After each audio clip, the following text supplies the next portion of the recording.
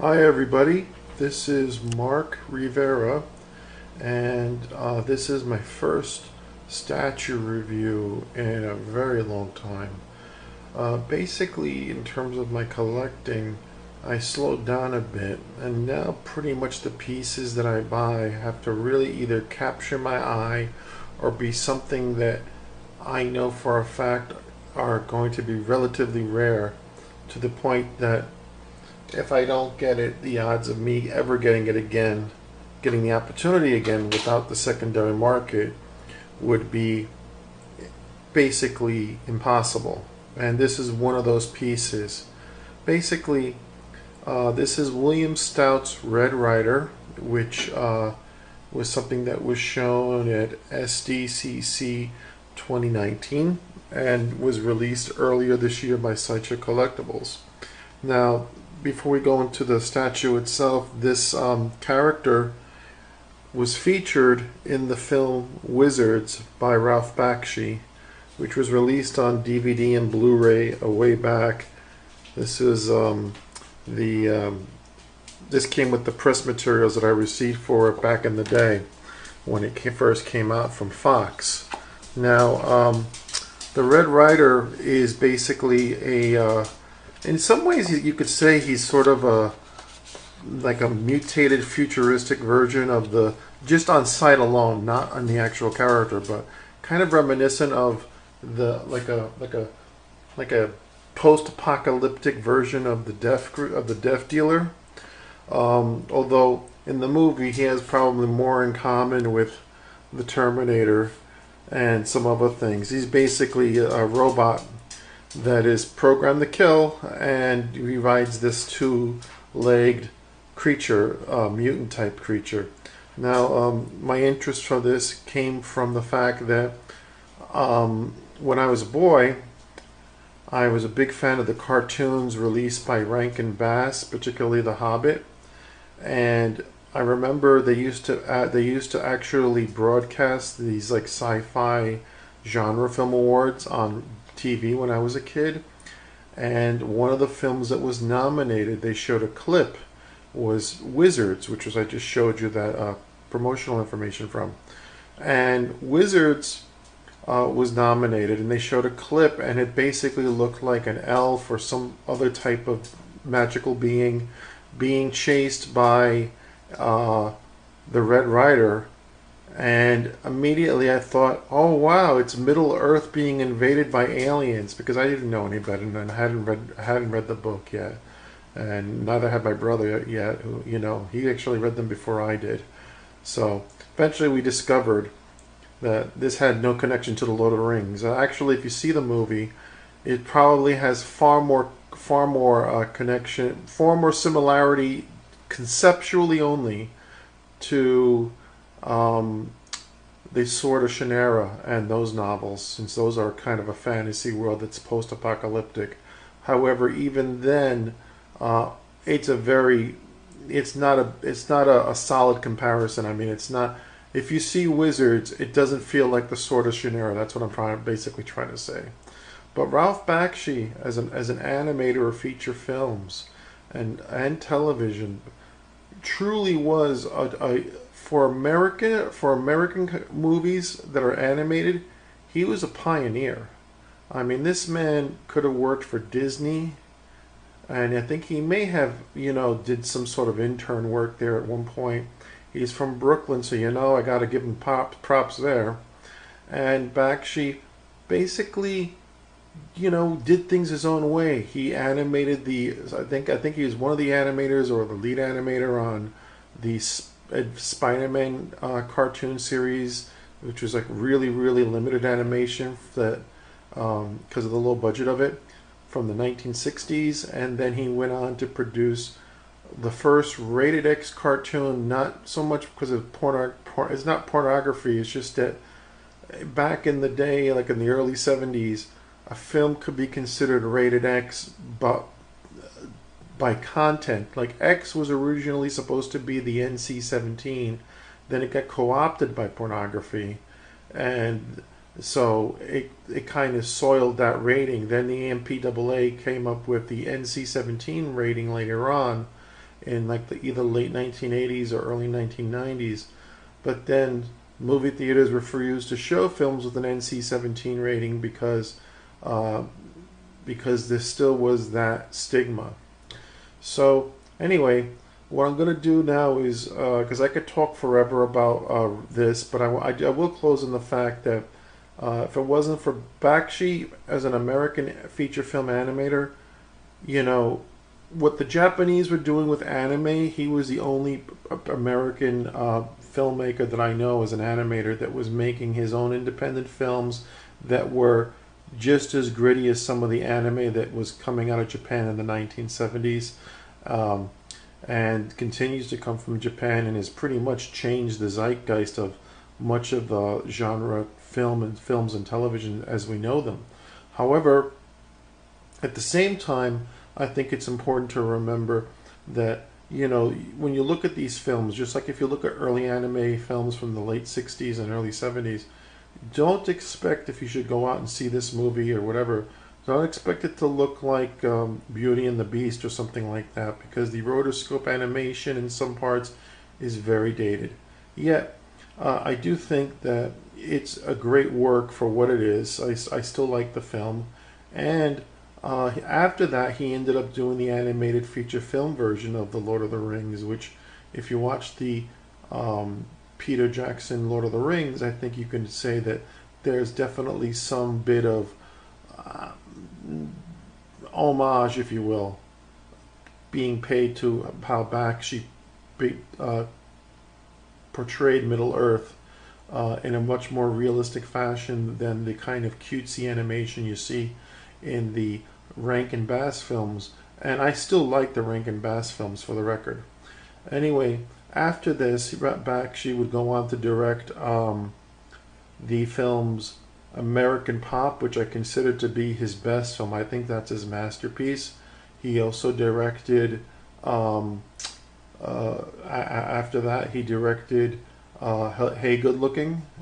He also is famous for directing both Heavy Traffic, Coonskin, and Fritz the Cat, which he made all those, I think, before Wizards. And he basically also was involved in the New Adventures of Mighty Mouse, which had its own controversies on Saturday morning television. And in addition to those cartoons, he also directed the great fantasy film Fire and Ice, and the not so great sort of adult Roger Rabbit type of story with Brad Pitt in a very early role, along with Kim Basinger, in a film called you know what, I hate it when my brain just like blanks out on me, but Cool World is the name of the film. It also stars Gabriel Byrne, but I really don't like that movie. His most recent feature or independent film that he produced was The Last Days of Coney Island, and I have not seen it for myself, so I can't comment on it. Anyway, this is number 131 of a 400 run statue only.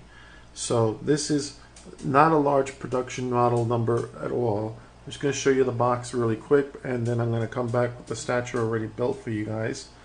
Okay. It's a beautiful box. As always, one could expect Sideshow packaging in terms of the artwork that they use is part of the experience itself. But nevertheless, and I like this is something I didn't even notice, that how they had this like light imprint of the writer behind you know, William Stout's Red Ryder branding on the side of the boxes. So anyway, I love this painting. There is a book of William Stout's art. William Stout, I guess, designed the character for Ralph Bakshi, and Ralph Bakshi used it as the one-sheet poster for the movie Wizards and featured the character in Wizards. There's a character in Fire and Ice, which was Bakshi's collaboration with the great Frank Frazetta, that looks sort of like a prehistoric version of the Death Dealer, although it's not the same character. Might have been inspired, but who knows. Anyway, that's another great film. The animation is particularly great in that one for its time. So I'm going to be back and we'll check out the statue and I'll tell you what I think about it. Okay? See you soon. Bye-bye now. This is the Red Ryder by Sideshow Collectibles, the statue. And you could see here that it's a really gorgeous, colorful piece. I don't know what the scale is on the character, but I'm going to go over it pretty closely for you all.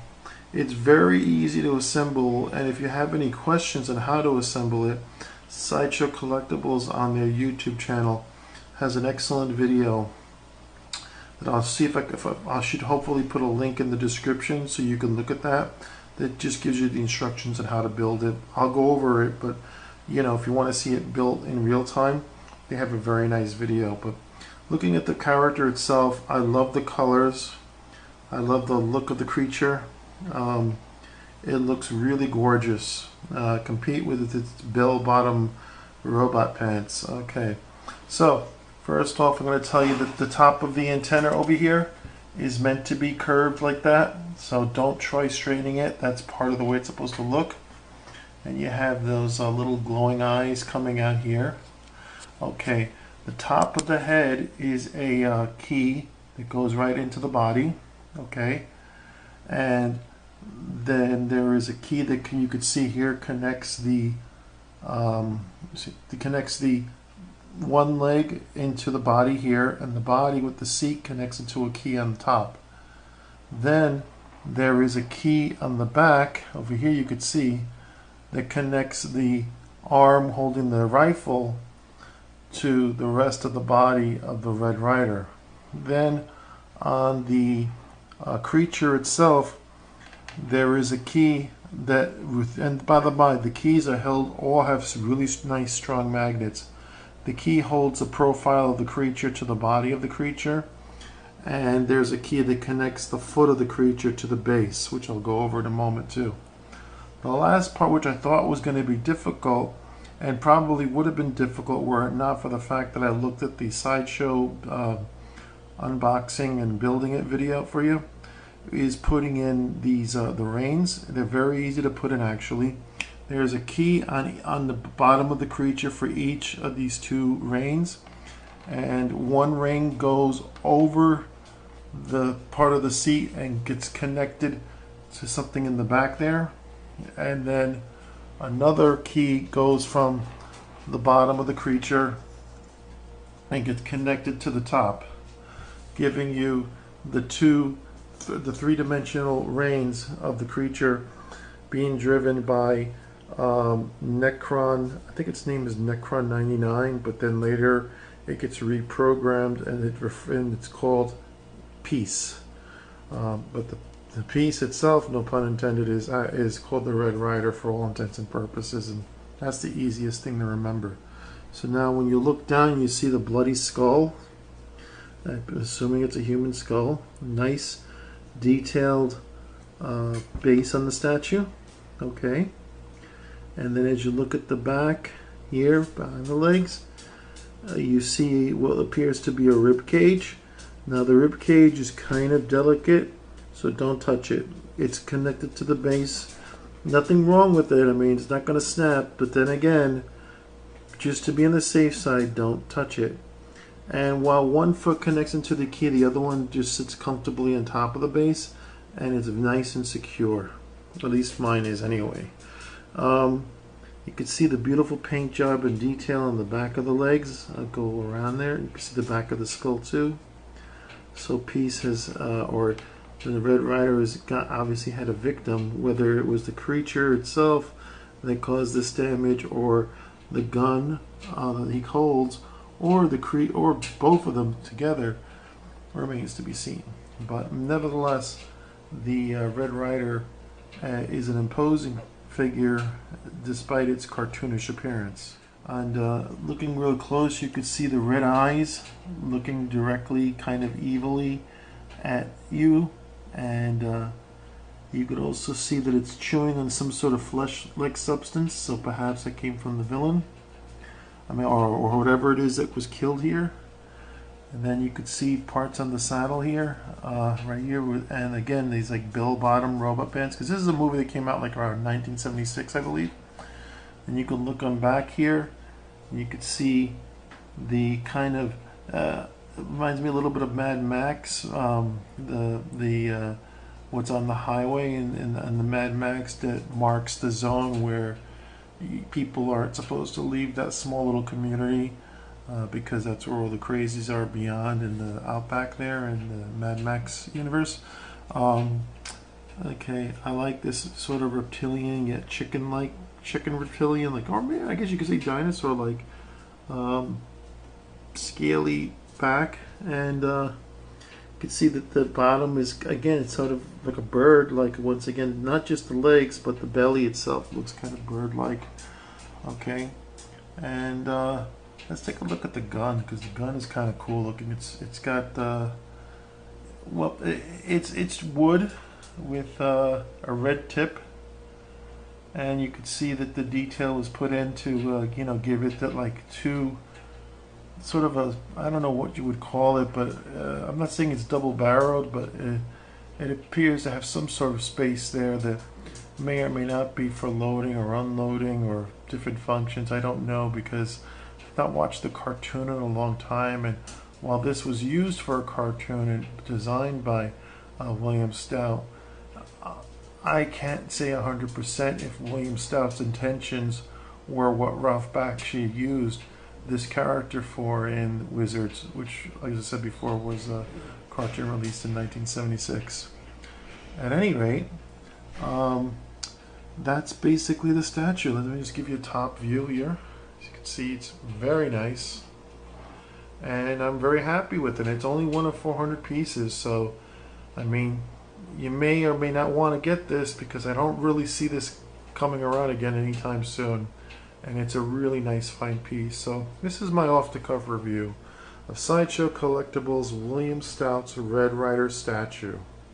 Please like, comment, share, and subscribe, and I'll see you all in the next video. Thank you again. Bye-bye.